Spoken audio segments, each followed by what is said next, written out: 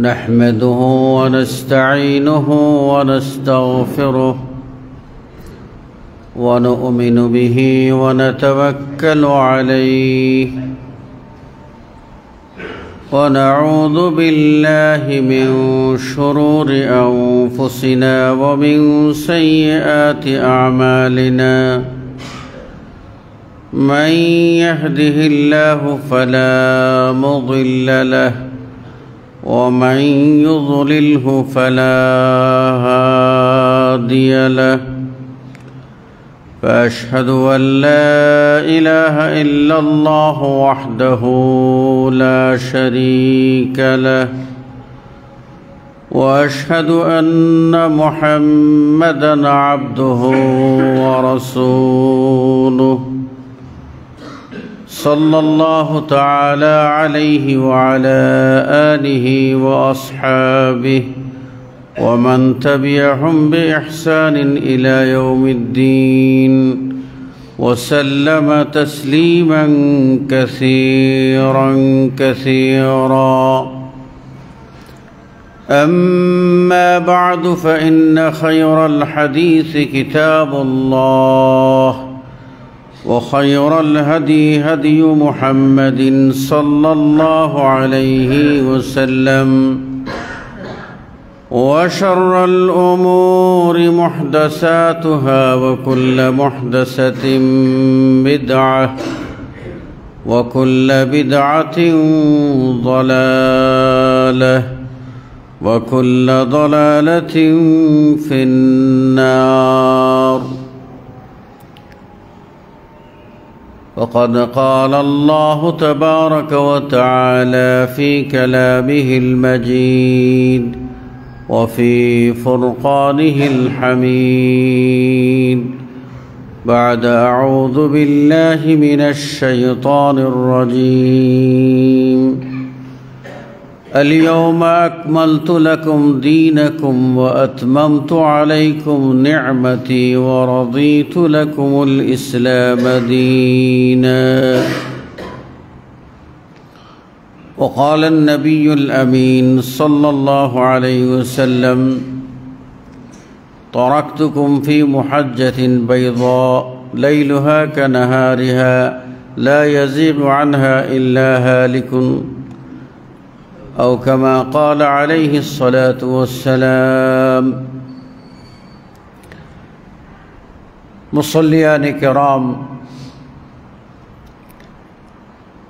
শাবান মাসের প্রথম অর্ধেক আমরা অতিক্রম করে ফেলেছি।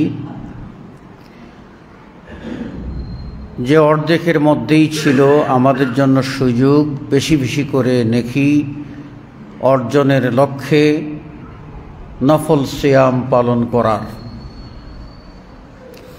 এই সুযোগ যারা গ্রহণ করেছি তারা ধন্য হয়েছি। পক্ষান্তরে যারা এই সুযোগ গ্রহণ করতে পারেনি তারা সুবর্ণ সুযোগ থেকে মাহরুম বা বঞ্চিত হয়েছে। আল্লাহ রাব্বুল আলামিনের কাছে দোয়া করি আল্লাহ যেন আমাদের কাউকে সওয়াব থেকে মাহরুম না করেন, আমিন।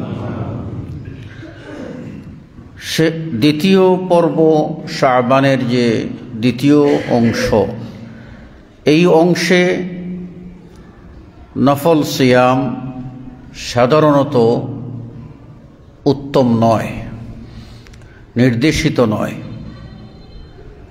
কেবলমাত্র ওই দুই শ্রেণীর ব্যক্তি তারা এই 15 দিনেও শেষের 15 দিনেও নফল সিয়াম পালন করতে পারেন, যারা এক নম্বরে হলো যারা প্রতি সোমবার ও বৃহস্পতিবারে নফল সিয়ামে অভ্যস্ত। তারা এই মাসের শেষ অর্ধেকেও সোমবার ও বৃহস্পতিবার তারা রোজা রাখবেন। এমনকি তার শেষ তারিখ অর্থাৎ রমাদানের আগের দিনও যদি সোমবার হয় কিংবা বৃহস্পতিবার হয় তাতেও সিয়াম পালনে কোনো নিষেধ নাই, পালন করতে পারেন। আর দ্বিতীয় হলো ওই সমস্ত বান্দা যাদের উপরে গত রমজানের সিয়াম ছুটে গিয়েছিল, যে কয়টা এখনো আদায় করতে পারেননি, তারাও এই শেষ অর্ধেকে এই সুযোগটা অবশ্যই গ্রহণ করবেন এবং সিয়ামটা পালন করবেন। নতুবা সাধারণভাবে আর ক্রমান্বয়ে সিয়াম পালন ইসলামে সিদ্ধ নয়। কেন সিদ্ধ নয়? এটা হলো রমাদানের সিয়াম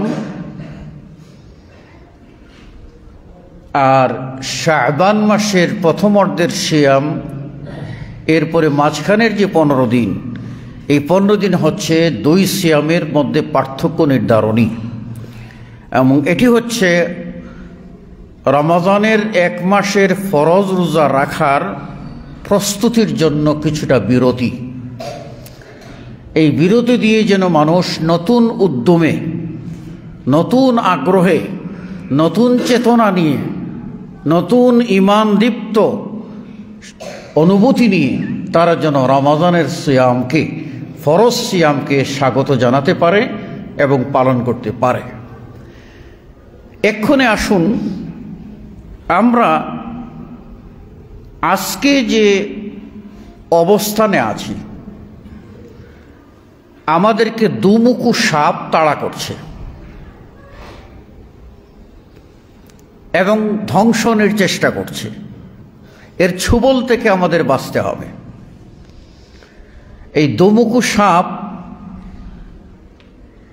যারা দেখেছেন, আমি দেখেছি, সাপের মধ্যে এক প্রকার সাপ আছে, তার দুদিকেই মুখ আছে। আর প্রচলিত অর্থে আমরা বলি দোমুখী সাপ মানে দুদিক থেকেই কাটে, এদেরকে মুনাফিক বা ইত্যাদি বলে আমরা আখ্যায়িত করি, তাই না? কিন্তু আসলেই দোমুখী সাপ আছে। এই দোমুখী সাপ আমাদেরকে দুদিক থেকে, মানে দুই মুখ দিয়ে আষ্টে পৃষ্ঠে আমাদের কামড়ে ধরার চেষ্টা করতেছে, যেন এই দুই মুখী সাপের কোনো এক মুখে যেন আমরা না পড়ি। এটা হবে আমাদের সতর্কতা, সাবধানতা। প্রথমটি হচ্ছে আশুবহাত। ইমানদারদের জন্য, মুমিন মুসলিমদের জন্য, মুমিন মুসলিম নরনারী সবার জন্য সব মারাত্মক একটা বিষাক্ত সাপের মুখ হচ্ছে শুবহাত বা সন্দেহ। সন্দেহ এটা শয়তানের প্রবেশদ্বার বা দরজা। এটা দিয়ে মানুষের ভিতরে এসে প্রবেশ করে। আপনার ভিতরে যদি সন্দেহ সৃষ্টি করে দিতে পারে, আপনি অস্থির হয়ে যাবেন।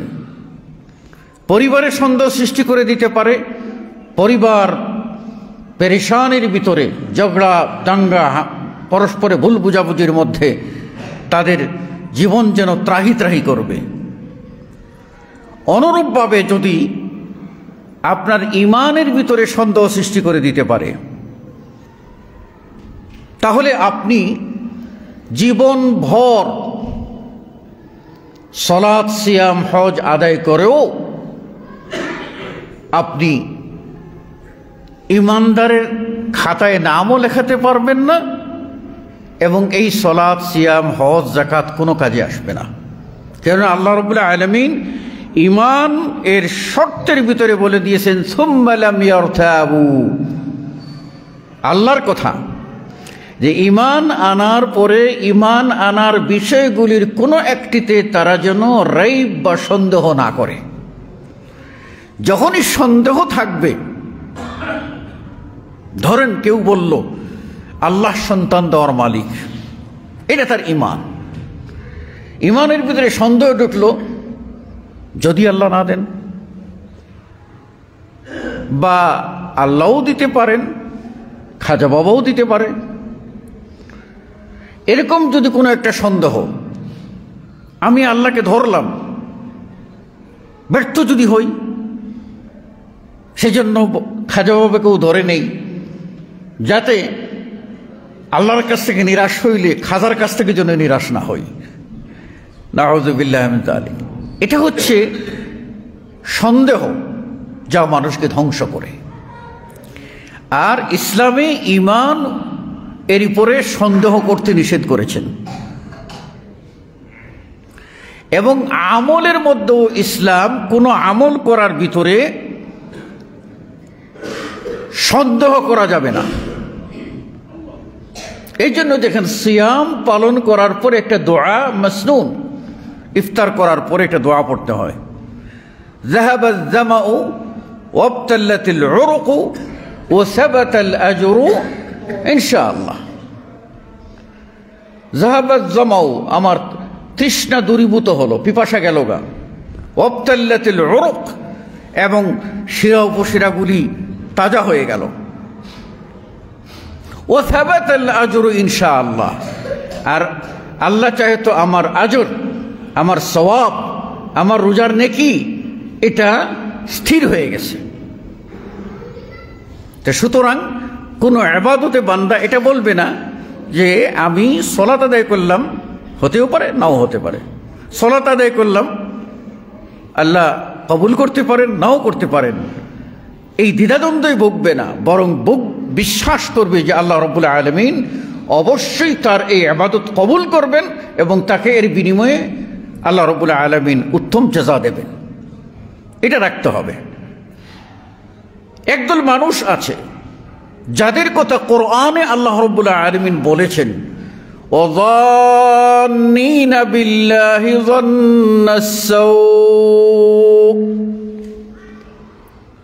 একদল মানুষ আছে যারা আল্লাহ সম্পর্কে খারাপ ধারণা করে। তাহলে ধারণা থেকেই, অনুমান থেকেই সে আল্লাহ সম্পর্কে অবান্তর ধারণা করে। এই অবান্তর অহেতুক বাজে ধারণা, এটা সন্দেহ থেকেই সৃষ্টি হয়। সেজন্য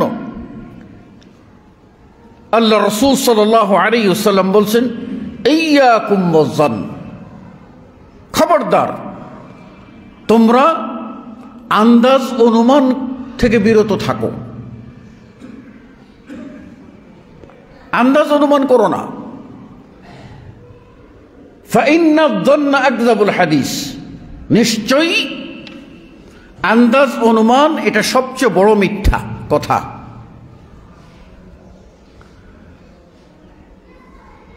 আল্লাহ রাসূল সাল্লাল্লাহু আলাইহি ওয়াসাল্লাম বলেছেন, তারাকতুকুম ফি মুহাজ্জাতিন বাইযা, আমি তোমাদেরকে সুস্পষ্ট দলিল প্রমাণের উপরে রেখে এলাম,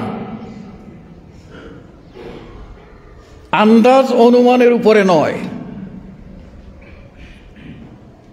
সংশয় সন্দেহ দ্বিধাদ্বন্দ্বের উপরে নয়, বরং সুস্পষ্ট দলিলের উপরে তোমাদেরকে রেখে গেলাম।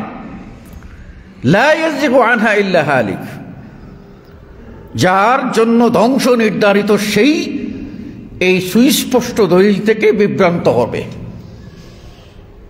তাহলে বোঝা গেল ইসলামে সন্দেহের কোনো সুযোগ নাই, চাহে সেটা আপনার ঈমানের ক্ষেত্রে হোক, চাহে সেটা আমানত মানে আমলের ক্ষেত্রে হোক, কোনো ক্ষেত্রেই সন্দেহ করা যাবে না।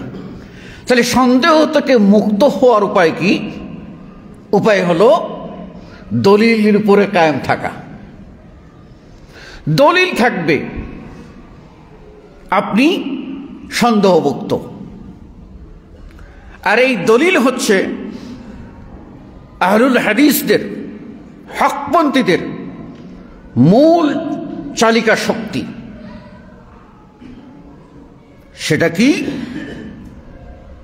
যে আহলে হাদিসों के दो उसूल, আতিউ আল্লাহ ওয়া আতিউ রাসূল। আহলে হাদিসদের মূল ভিত্তি হচ্ছে দুটি, একটা হলো আতিউ আল্লাহ, একটা হলো আতিউ রাসূল সাল্লাল্লাহু আলাইহি ওয়াসাল্লাম। আল্লাহর কথা মানো, রাসূলের কথা মানো। আল্লাহ রাব্বুল আলামিন কোরআনুল কারীমে বলছেন, আল ইয়াউমা আকমালতু লাকুম দীনাকুম, আজকের দিনে আমি তোমাদের দ্বীনকে পরিপূর্ণ করে দিলাম। ওয়া আতমামতু আলাইকুম নি'মাতি, আমার পক্ষ থেকে শরীয়তের বিধিবিধান যা আছে পরিপূর্ণ আমি করে দিলাম। ওয়া রাযীতু লাকুমুল ইসলাম দীনা, তোমাদের জন্য ইসলাম যে আমি দিয়েছি, তোমাদের মানহাজ, তোমাদের চলার পথ, এই পথের উপরে আমি আল্লাহ সন্তুষ্ট। সুতরাং ইসলাম কমপ্লিট, ইসলাম পরিপূর্ণ, ইসলামের প্রত্যেকটি বিধান পরিপূর্ণ। যে বাজারা আল্লাহ রাসূল সাল্লাল্লাহু আলাইহি ওয়াসাল্লামের রেখে যাওয়া বিধানের উপরে সন্তুষ্ট থাকতে পারেন না, তারা মনে করেন যে আল্লাহ রাসূল সাল্লাল্লাহু আলাইহি ওয়াসাল্লাম রমাদান এবং গায়রে রমাদানে, রমাদান এবং রমাদান ছাড়া অন্য মাসে তিনি 11 এবং 13 রাকাত বিতির সহ রাত্রের সালাত আদায় করেছেন। এটা তো রাসূল সাল্লাল্লাহু আলাইহি ওয়াসাল্লাম করেছেন, তিনি এটা দিয়ে পার পেয়ে যাবেন। আমরা তো রাসূল নই, আমরা তো সাহাবা নই, আমরা তো তাবেঈ নই। সুতরাং আমাদেরকে আরো বেশি করতে হবে। এই চিন্তা করে যদি প্লাস করে 11 জায়গায় 12 করে, 13 জায়গায় 14 করে, তাহলে সে কি করলো? 1 গ্লাস ভর্তি দুধ কানায় কানায় ভরা। এখানে যদি কিছু প্লাস করতে হয়, একটা পাথরের দানা ফেলেন, দুধ পড়ে যাবে, পাথরটা থাকবে। পানি ঢুকাবেন, দুধ পড়ে যাবে গড়িয়ে, পানিটা থাকবে। সুতরাং ইসলাম যদি কমপ্লিট হয়, তাহলে সেখানে ঢুকাবার কোনো সুযোগ নাই, সেটা কমপ্লিট। আর কমপ্লিট ইসলাম হলে আপনি রাসূল সাল্লাল্লাহু আলাইহি ওয়াসাল্লামের তরিকাতেই সন্তুষ্ট থাকবেন, অন্য কোনো কিছু, লোভ লালসা প্রতারণা কোনো কিছুই আপনাকে ধরতে পারবে না। আল্লাহ রাসূল সাল্লাল্লাহু আলাইহি ওয়াসাল্লাম শবে বরাত পালন করেছেন। আসমানের নিচে জমিনের উপরে কোনো দলিল নাই। সুতরাং আজ 14 ফেব্রুয়ারি একটি বিষাক্ত ফনা হলো শবে বরাত। এই বিষাক্ত সাপের সুবল হলো শবে বরাত। আল্লাহ রাসূল সাল্লাল্লাহু আলাইহি ওয়াসাল্লাম থেকে কোন এই রাতের কোন করণীয়, কোন ইবাদত এবং এই দিনের কোন সিয়াম হাদিস দ্বারা প্রমাণিত নয়। বরং যে হাদিসটি আছে, যাকে আলবানী রাহিমাহুল্লাহ সহিহ বলেছেন, সে হাদিসটি হচ্ছে এই যে আল্লাহ রাব্বুল আলামিন ইয়াত্তালিউ আল্লাহু আলা ইবাদিহি, আল্লাহ রাব্বুল আলামিন তার বান্দাদের দিকে নজর দেন। এরপর তিনি ফায়াগফিরু জামিআ খালাইকিহি, তার সকল সৃষ্টিকে তিনি ক্ষমা করে দেন, ক্ষমা পায়। ইল্লা মুশরিকুন ওয়া মুশাহিদুন, 2 অপরাধী ক্ষমা পায় না। এই হাদিসটাকে সহি ধরে নিলেই আমরা বলবো শাবানের অর্ধরাত্রি ফজিলতপূর্ণ যদি আপনি ধরেন, তাহলে বুখারী ও মুসলিম বর্ণিত ওই হাদিস, যে হাদিসে রয়েছে ইয়ানজিলু রাব্বুনা তাবারাকা ওয়া তাআলা ইলা সামাঈদ দুনিয়া হিনা ইয়াবকা সুলুসাইল লাইল, প্রতিদিন দুনিয়ায় আকাশে আল্লাহ রাব্বুল আলামিন নেমে আসেন যখন রাতের 3 ভাগের 2 ভাগ অতিক্রম করে সুবহ ফজরের আগে তাহাজ্জুদের সময় হয়। ওই সময় আল্লাহ রাব্বুল আলামিন দুনিয়ার আকাশে নেমে এসে বলতে থাকেন, হাল মিন মুস্তাগফিরিন, কেউ ক্ষমা প্রার্থী আছো, আমি তোমাকে ক্ষমা করে দেব। কেউ আছো অসুস্থ ব্যক্তি, আমার কাছে চাও, আমি সুস্থতা দান করো। কেউ আছো অভাবী ব্যক্তি, আমার কাছে চাও, আমি তোমার অভাব দূর করে দেব। যে যা চাও সেটা পূরণের জন্য আমি দুনিয়ার আসমানে তোমাদের কাছে চলে এসেছি, চাও। প্রতি রাত্রে সেটা ঘটে থাকলে এই রাত্র তার থেকে ব্যতিক্রম নয়, ওই রকম একটি রাত্র যে রাত্রিতে আল্লাহ রাব্বুল আলামিন ক্ষমা করার জন্য আসেন, দেওয়ার জন্য আসেন, মাফ করার জন্য আসেন। আমরা আত্মভোলারা ঘুমিয়ে থাকি, ওই সময় জাগ্রত হতে পারি না, আমরা গাফেল। এই রাত্র আল্লাহ রাব্বুল আলামিন ক্ষমা করবেন সব বান্দাকেই। আপনি এশার সালাত জামাতে পড়ে গিয়ে ঘুমিয়ে যান, নিয়তের ভিতর রাখেন ফজরের সালাত জামাতে পড়বেন, পড়তে পারেন নাই, আপনি যদি সেটাতে মারাও যান তবুও আপনি রাত জেগে এসে নফল ইবাদত করলে যা নাকি হয় তা আপনার আমলনামায় আল্লাহ রাব্বুল আলামিন দিয়ে দেবেন। আল্লাহ দিতে চান, মগর আমরা নিতে চাই না, আমরা বেপরোয়া, আমরা গাফিল। আমাদের এই দাতাদের কাছে যেতে হয়, কোনো একটা উপলক্ষ নিয়ে মসজিদ বানাবো, তো মসজিদের পাঁচতলা করবো, এটার জন্য কিছু দেন। মাদ্রাসা বানাবো, এটার জন্য কিছু করবেন দেন। এতিমখানা চালাবো, এটার জন্য কিছু করবেন দেন। রাস্তা নির্মাণ করবো, এটার জন্য কিছু দেন। অসহায় মানুষকে কিছু শীতের কাপড় দেবো, এটার জন্য কিছু দেন। রোজাদারদের ইফতার করাবো, এটার জন্য কিছু দেন। এই ট্রেডিশন চালু আছে না? নিশ্চয়ই চালু আছে। কেন? ট্রেডিশন চালুর প্রধান কারণ যারা দাতা তারা তাদের আখের গুছাবার জন্য, তাদের লেজ বাঁচাবার জন্য, তাদের মাথা বাঁচাবার জন্য, তাদের মালকে পবিত্র করার জন্য, তাদের জন্য জাহান্নাম থেকে মুক্তির জন্য, জান্নাতে আসন নেওয়ার জন্য, আল্লাহর সুখ শান্তি, আল্লাহর পক্ষ থেকে নিয়ামত প্রাপ্তির আশায় তারাই এগিয়ে আসা উচিত। সেটা এগিয়ে আসে না বলে আমরা যাই, আসে না বলে আমরা যাই। ঠিক অনুরূপভাবে আল্লাহ দিতে চান, আমরা যাই না, আমরা চাই না। এই রাত্রিতে রাসূল সাল্লাল্লাহু আলাইহি ওয়াসাল্লাম বলেছেন আল্লাহ সকলকে ক্ষমা করে দেবেন। আপনি আমি তার ভিতরে আছি ইনশাআল্লাহ, কিন্তু ক্ষমা পাবেন না দুই অপরাধী। এক নম্বর অপরাধী হলো মুশরিক। মুশরিক আল্লাহর সাথে শিরক করেছে, সেই লোক ক্ষমা পাবে না। দুই নম্বর মুশাহিন আল্লাযী বাইনাহু ওয়া বাইনা আখিহি শাহনা, যার ভাইয়ে ভাইয়ে দ্বন্দ্ব আছে, তাদেরকে আল্লাহ রাব্বুল আলামিন ক্ষমা করবেন না। আগে দ্বন্দ্ব মিটমাট করো।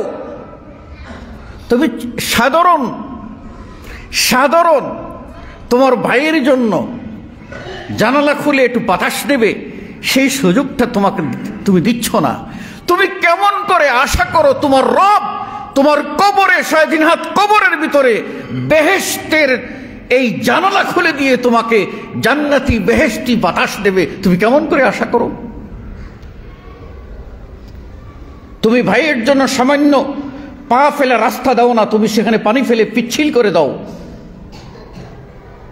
তোমার টিউবওয়েলে পানি নিতে আসে, তুমি তাকে পানি খেতে দাও না।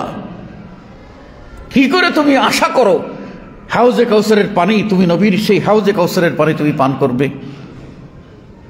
ভুল করেছে ভাই, তোমার হাতে ধরে কান্নাকাটি করছে, আমাকে ক্ষমা করে দাও, আমি বুঝতে পারি নাই ভাই। তুমি ক্ষমা করো না, প্রতিশোধ প্রিয়ার আগুন তোমার ধাউ ধাউ করে জ্বলে, তোকে আমি দেখে ছাড়বো। তুই কত বড় হয়েছিস, তোর ছেলে কত বড় হয়েছে, তোর মেয়ে কত বড় হয়েছে, তোর বউয়ের সাহস কত আমি দেখে ছাড়বো। এটা আমি করি। এটা যদি আমি করি তাহলে আমি কেমন করে আশা করতে পারি আমার রব কিয়ামতের মাঠে আমাকে বলবেন, যাও যাও বান্দা আনতুম তুলাকা, তোমাদেরকে আমি সকলকে ক্ষমা করে দিলাম, যাও তোমরা জান্নাতে প্রবেশ করো। কি করে আশা করতে পারি? সুতরাং যার ভাইয়ে ভাইয়ে দ্বন্দ্ব আছে, এ দ্বন্দ্ব নিরসন দুনিয়ার স্বার্থের জন্য করতে পারে না। স্বার্থ ত্যাগ করে দ্বন্দ্ব নিরসন করুন, আল্লাহর ওয়াস্তে একজন আরেকজনকে ক্ষমা করে দিন, অথবা আপনার হক আপনি নিশ্চিত করুন। ইসলাম সবটাই আপনাকে দিয়েছে, আপনার হক আপনাকে দিচ্ছে না। আপনার ভাই সে জালেম, আপনি মজলুম, কিন্তু মজলুম হওয়ার পরেও আপনি যদি রান্নার সময়ে আপনি জানেন আপনার ভাই ইলিশ ভাজা খেতে মজা গরম গরম হলে, সেই ইলিশ কিনে খাওয়ার তৌফিক নাই, কিন্তু তার লাঠি বড়, আপনার উপরে জুলুম করে, আপনি যখন ইলিশটা ভাজবেন তখন নিয়ত করবেন যে আমার ভাইকে, ভাইয়ের বউকে 2টা পিস আমি দিয়ে দেব, আমার ভাতিজা ভাতিজিকে আরেকটা 2টা পিস দিয়ে দেব। জ্বালা, সে নির্যাতন করুক। যখনই সে নির্যাতন করবে, নির্যাতনের শাস্তি সে পাবে, আর আমার সাথে বিচ্ছিন্নতার জন্য সে দায়ী হবে, আর আমি যে হাত বাড়িয়ে দিলাম তাকে আমি দিলাম, এর জন্য আমি পুরস্কৃত হব।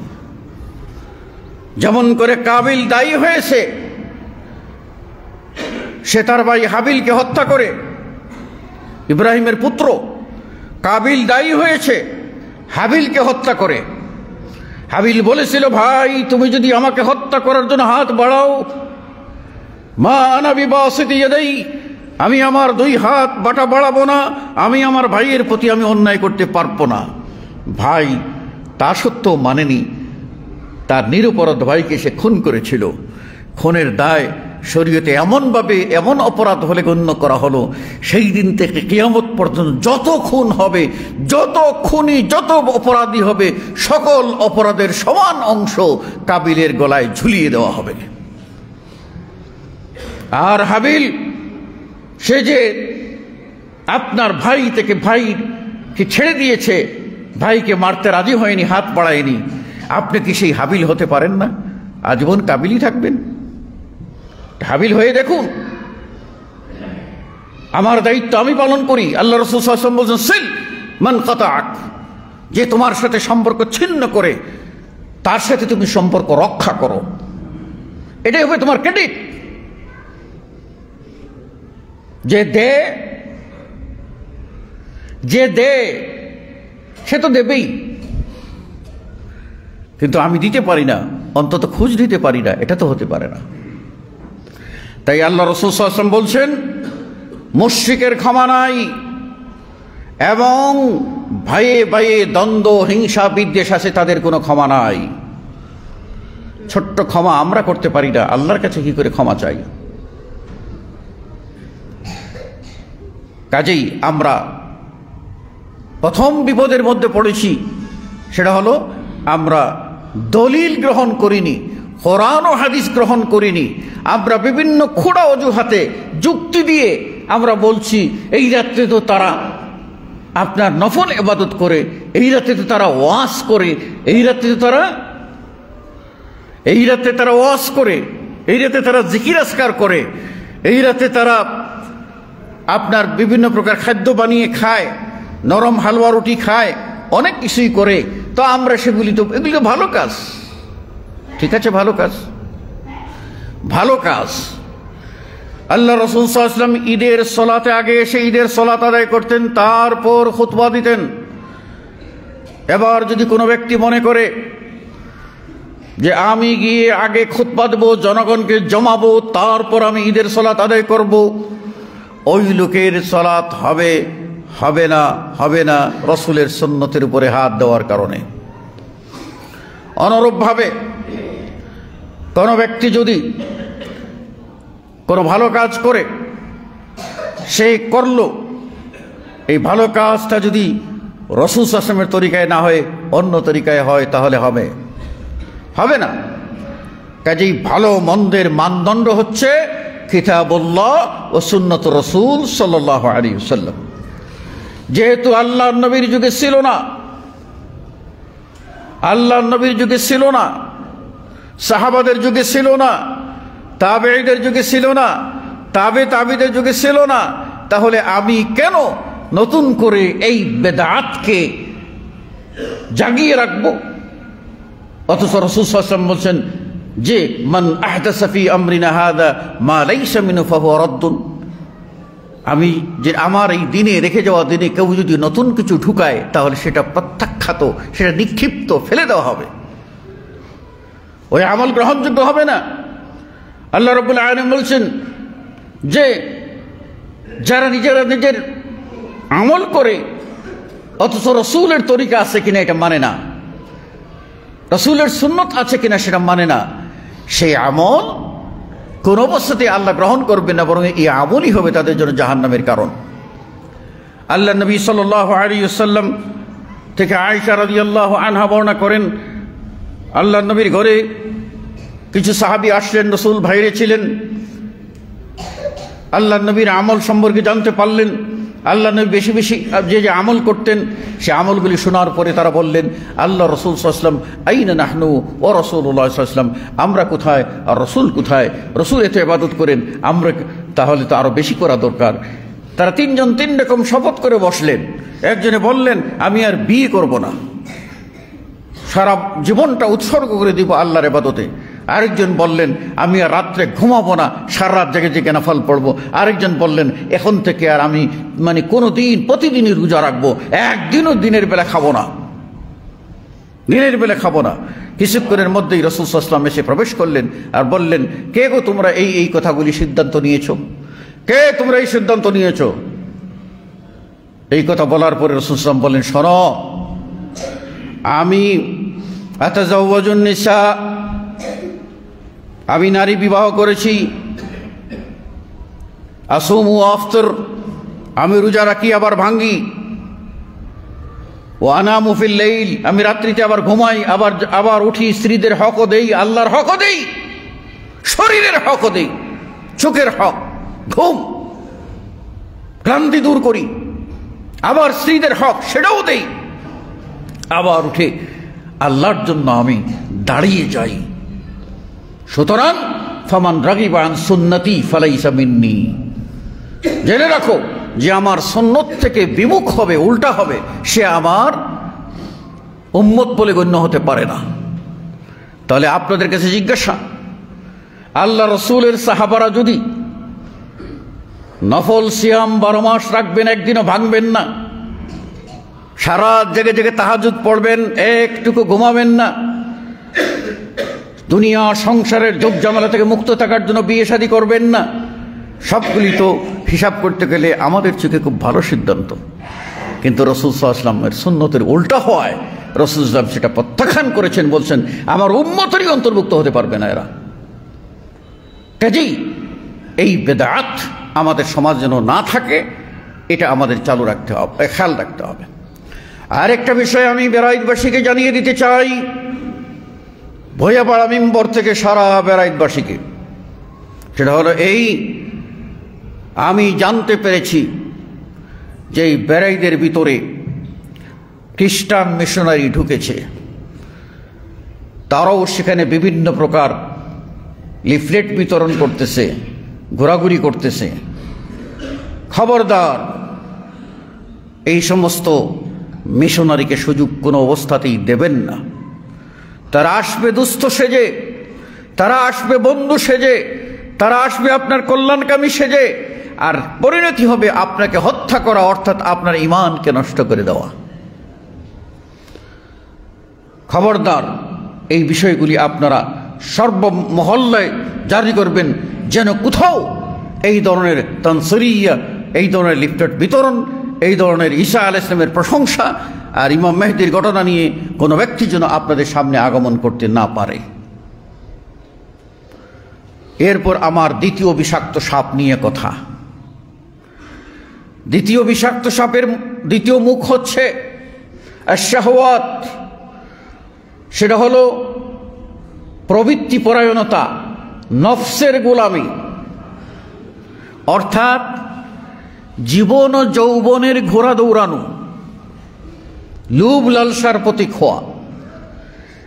এটাই আপনাকে আল্লাহর নিষিদ্ধ বস্তুর দিকে ধাবিত করে, আকৃষ্ট করে, হারামের দিকে আকৃষ্ট করে। মালের লোভ আপনাকে ধ্বংস করে, আর নারীর লোভ আপনাকে ধ্বংস করে। দুনিয়ার কেলেঙ্কারির ভিতরে নারী কেলেঙ্কারি ক্ষমার অযোগ্য, অর্থ কেলেঙ্কারি ক্ষমার অযোগ্য। আপনারা এটা ভালো করে বুঝেন। এই প্রবৃত্তি পরায়ণতা থেকেই এই নফসের খেয়াল খুশি মতো যারা চলে, এদেরকে আল্লাহ রাব্বুল আলামিন প্রবৃত্তি পূজারী বলেছেন। এরা প্রবৃত্তিকে, তাদের নফসকে ইলাহ বানিয়ে নিয়েছে বলছেন। আল্লাহকে বাদ দিয়ে আল্লাহর কথার বিরুদ্ধে তারা মানে কার কথা? তার মনের কথা। মানে কার কথা? তার রুচির কথা, তার অভিপ্রায়ের কথা, তার জিহ্বার কথা, তার রসনার কথা, মানে তার যৌবনের চাহিদার কথা। ভুলে যায় আল্লাহকে, ভয় নেই, শঙ্কা নেই, বেপরোয়া। এটা হয়ে যায় মানুষ প্রবৃত্তি পরায়ণতার কারণে। কোথায় একজন, কোন দেশে, কত হাজার মাইল দূরে একজন ব্যক্তি ভ্যালেন্টাইন সে নিজে বেহায়াপনা, বেলাল্লাপনার নিদর্শন দেখালো, তার ভালোবাসার নিদর্শন ওখানে দেখালো। তো তোমার কি হয়েছে? বিয়ের আগে বেগানা নারীর দিকে তাকানো হারাম। বিয়ের আগে কোনো সম্পর্ক হতে পারে না, হারাম। কথাবার্তা বলা হারাম, যোগাযোগ করা হারাম, পার্সোনাল কন্ট্রাক্ট হারাম, টেলিফোন করা হারাম, সব হারাম। ভালোবাসা হবে বিয়ের পরে। এজন্য বলে আল হুব, প্রেম ভালোবাসা তিন প্রকার। একটা হলো আল হুব্বু ফিল্লাহ, আল্লাহর ওয়াস্তে ভালোবাসা। আল্লাহ বলছেন ওয়াল্লাযীনা আমানু আশাদ্দু হুব্বান লিল্লাহ, ঈমানদারেরা সবচেয়ে বেশি প্রেম ভালোবাসা যদি থাকে তাহলে আল্লাহকে ভালোবাসে। আল্লাহকে ভালোবাসতে হবে, আল্লাহ রসুলকে ভালোবাসতে হবে। এটা হচ্ছে এই আল্লাহ নবী সাল্লাল্লাহু আলাইহি ওয়াসাল্লাম বলছেন লা ইউমিনু আহাদুকুম হাত্তা আকুনা আহাব্বা ইলাইহি মিন ওয়ালিদিহি ওয়া ওয়ালাদিহি ওয়ান নাসি আজমাইন। তোমাদের কেউ ততক্ষণ পর্যন্ত ঈমানদার হতে পারবে না যতক্ষণ না তার কাছে আমি তার সন্তান থেকে, তার পিতা থেকে, তার জীবন থেকে এবং সকল আত্মীয় স্বজন থেকে আমি মুহাম্মদ যতক্ষণ তো সর্বাধিক প্রিয় না হব ততক্ষণ তো ঈমানদার হতে পারে না। ওমর ইবনে খাত্তাব রাদিয়াল্লাহু আনহু চলছিলেন রাসূল সাল্লাল্লাহু আলাইহি ওয়াসাল্লামের সাথে, আল্লাহর নবীর সাথে চলছেন আর বলছেন, আল্লাহর নামে কসম করে বলছেন, ইয়া রাসূলুল্লাহ, আমি আমার জীবনের পর, আমার জানের পর দুনিয়া আসমানের নিচে জমিনের উপরে যদি কাউকে ভালোবাসি তাহলে সবটুকুই ভালোবাসা আপনার জন্য উজাড় করে দিলাম। আসমানের নিচে জমিনের উপরে কাউকে যদি ভালোবাসি তাহলে সেটা আপনাকেই আমি উজাড় করে দিলাম। আল্লাহ নবী সাল্লাল্লাহু আলাইহি ওয়াসাল্লাম বললেন, হয় নাই হে ওমর, হয় নাই, হয় নাই। আল্লাহ নবী সাল্লাল্লাহু আলাইহি ওয়াসাল্লাম বললেন, লা ইউমিন, ঈমানদার হতে পারে না। ওমরের ত্রুটি কোথায় ছিল? ওমর একটা পয়েন্টে ভুল করেছেন, সেটা হলো তিনি বলেছিলেন যে আমার জানের পর, আমার জানের পর আসমান ও জমিনের নিচে ভালোবাসার পাত্র হলে আপনি। আল্লাহ রাসূল বলেন, হয় নাই ওমর, হয় নাই, তুই ঈমানদার হতে পারো না এখনো। তারপর ওমর বুঝতে পারলেন বিষয়টা বুঝে দেওয়ার পরে বলেন, হে আল্লাহ রাসূল সাল্লাল্লাহু আলাইহি ওয়াসাল্লাম, আমার জানের চেয়েও আপনি সবচেয়ে বেশি প্রিয়। তখন রাসূল সাল্লাল্লাহু আলাইহি ওয়াসাল্লাম বললেন, আল আনা ইয়া ওমর, হে ওমর, তুমি এতক্ষণে আরাফতাল হক ওয়া নাতাখতা বিহি, তুমি হক বুঝেছো আর হকটা তুমি ঘোষণা দিয়েছো। সুতরাং ভালোবাসা হবে আল্লাহ ও আল্লাহ রাসূল সাল্লাল্লাহু আলাইহি ওয়াসাল্লামের, ভালোবাসা হবে সাহাবায়ে কেরামদের। এটা হলো ঈমানি ভালোবাসা। আরেকটা ভালোবাসা হলো হুব ফিতরি, প্রকৃতির ভালোবাসা। একজন মানুষ তার মাকে ভালোবাসে, তার বাবাকে ভালোবাসে, বাবা তার সন্তানকে ভালোবাসে, দাদাকে ভালোবাসে, দাদিকে ভালোবাসে, নানাকে ভালোবাসে, নানিকে ভালোবাসে। এটা কি? এটা হলো প্রকৃতির দাবি, জন্মগত একটা স্বভাব, ভালোবাসবেই। আরেক প্রকার ভালোবাসা আছে, যে ভালোবাসা হলো নষ্টামি, বন্ডামি, শয়তানি, খারাপ করা, অশ্লীল করা, বেহায়াপনা করা, জিনা ব্যভিচারের দরজা খুলে দেওয়া, এমনকি আপনাকে জানি বানিয়ে জীবনকে ধ্বংস করতে। মুসলিম ইসলামী দিবস পালন হতো তাহলে হতো বদর দিবস, ইসলামী দিবস পালন হতো, তাহলে হতো মক্কা বিজয় দিবস, যাকে আল্লাহ রাব্বুল আলামিন বলছেন ওয়ালাকাদ ফাতাহনা লাকা ফাতহাম মুবিনা, ইন্না ফাতাহনা লাকা ফাতহাম মুবিনা। এই ফাতহে মুবিন বিজয়, সেটাই যদি হতো তাহলে মক্কা বিজয়কে রাসূলুল্লাহ সাল্লাল্লাহু আলাইহি ওয়াসাল্লাম আপনার উৎসবের দিন বানাতেন। ইসলামের চরম শত্রু, পরম শত্রু আবু জাহেলের মতো ব্যক্তি সহ মক্কার লিডারগুলি যারা আল্লাহর রসুলকে নির্যাতন করেছে, সাহাবাদেরকে নির্যাতন করেছে, এই সমস্ত মানুষগুলি যখন বদর কূপে বিভিন্ন জায়গায় লাশ হয়ে পড়ে আছে, আল্লাহ নবী সাল্লাল্লাহু আলাইহি ওয়াসাল্লাম সেদিনকে উৎসবের দিন বানাতে পারতেন? পারেন নাই, করেন নাই। তাহলে আপনি আমি দিবস পেলাম কোথায়? তথাকার ভ্যালেন্টাইন। Who is this? কে সে যাকে আমি উৎসব বানালাম, যাকে আমি আদর্শ বানালাম, তার মতো করে আমি বিশ্ব ভালোবাসা দিবস, ভ্যালেন্টাইন ডে, আপনার বিশ্ব বেহায়া দিবস পালন করতে শুরু করলাম। আমাদের এই দেশে আজকে বিপদগামী মানুষ, যাদের পিতারাও বিপদগামী, যাদের মারাও বিপদগামী, তাদের সন্তানদের খবর রাখে না, ছেড়ে দেয়। তারা ভালোবাসা দিবসের নামে র্যালি করে, ভালোবাসা দিবসে সাজুগুজু করে, ভালোবাসা দিবসের নামে সব দোকানের কন্ডমগুলি নষ্ট করে, অবৈধ কাজে, বেহায়াপনায়, অশ্লীলতায়, জিনা দিবস হিসাবে সেটা তারা পালন করে। আর আমি মুসলিম বাবা হয়ে চুপচাপ, আমি মুসলিম মা হয়ে চুপচাপ, আমি একজন মানুষ হয়ে আমি চুপচাপ। মানবতা বোধটুকু নাই, বিবেক বোধটুকু নাই? কোন মা জানে না তার মেয়ে আজকে রাত্রে বাসায় নেই? কোন বাবা জানে না আজকে তার ছেলে, উপযুক্ত ছেলে বাসায় নাই? কোন বাবা জানে না যে এক সপ্তাহ আগ থেকেই কোন ছেলে বারবার টাকা চেয়েছে, পকেট ভারী করতেছে, এইগুলি নষ্টামির পিছনে খরচ করবে, তথাকথিত আপনার বেহায়াপনা দিবস পালন করে, ভ্যালেন্টাইন ডে পালন করে। এটা প্রত্যেক বাবাই জানেন, কিন্তু তিনি মনে করেন আমার সোনার ছেলে নির্দোষ, আমার সোনার ছেলে ভালো, আমার মেয়ে ভালো। যায় না, ওকে 1000 পুরুষ মারিয়ে যাক, তবুও তো আমারই মেয়ে। এটা কি? এই জিনিসটা কি আমরা বুঝবো না? এই অনুভূতি কি আমাদের জাগ্রত হবে না? আমরা কি মানুষ হব না? কাজেই আমরা পরিষ্কারভাবে বলতে চাই, আমাদের দেশ সংখ্যাগরিষ্ঠ মুসলিমের দেশ, স্বাধীনতা লাভ করেছে ইসলামের জন্য। ইতিহাস জানেন আপনারা? ইসলামের জন্য স্বাধীনতা লাভ করেছে। সেই দেশের ভিতরে বেহায়াপনার র্যালি চলবে, আপনার ছেলে করবে, আমার ছেলে করবে, আপনার মেয়ে করবে, আমার মেয়ে করবে, এটা আমরা মেনে নিতে পারি না। এজন্যই আজকের এই দিনটি আমাদের সকলকে গত রাত থেকেই সতর্ক থাকা উচিত ছিল। আজকে আমাদের সতর্ক থাকতে হবে এবং পরিবার পরিজন নিয়ে আমরা সকলেই এ সমস্ত অন্যায় অবিচারের বিরুদ্ধে সোচ্চার থাকব। যেখানে আল্লাহ রাব্বুল আলামিন বলেছেন ওয়ালা তাকরাবুজ জিনা ইন্নাহু কানা ফাহিশাতান ওয়া সাআ সাবিলা। জিনাত করবা তো দূরের কথা, জিনার কাছেও যাইও না। জিনা করবা তো দূরের কথা, জিনার কাছেও যাইও না। বুঝতে পেরেছেন? যেখানে গেলে জিনার গন্ধ পাওয়া যাবে ওখানে যেও না।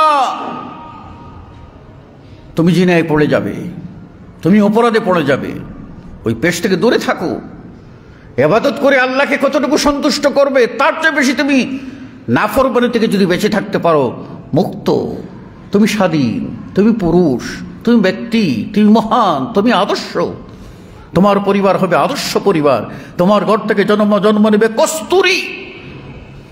সেই কস্তুরী যেখানেই যাবে সেখানেই সুগন্ধি ছড়াবে, আদর্শ ফ্যামিলি নির্মাণ করবে।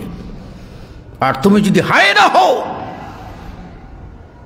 পশুর মতো তোমার যদি পাশবিকতা থাকে, তাহলে তোমার ঘর থেকে জানোয়ার ছাড়া কিছুই জন্মাবে না।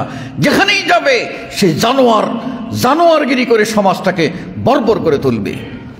আমি আপনাদের হিতাকাঙ্ক্ষী কল্যাণকামী আমি আপনাদেরই একজন হয়ে এই সতর্কবাণী আপনাদের উচ্চারণ করছি। আকুলু কওলি হাদা আস্তাগফিরুল্লাহ লি ওয়া লাকুম ওয়া লিসাইরিল মুসলিমিন বারাকাল্লাহু লানা ওয়া লাকুম ফিল কুরআনিল আযীম ওয়া নাফা'নি ওয়া ইয়্যাকুম বিল আয়াতি ওয়া যিকরিল হাকীম ইন্নাহু তাআলা জাওয়াদুন কারীম ওয়া লাকুম আর রাউফুর রহিম ফাস্তাগফিরুহু মিন কুল্লি দাম্বিন ইন্নাহু আল গফুরুর রহিম।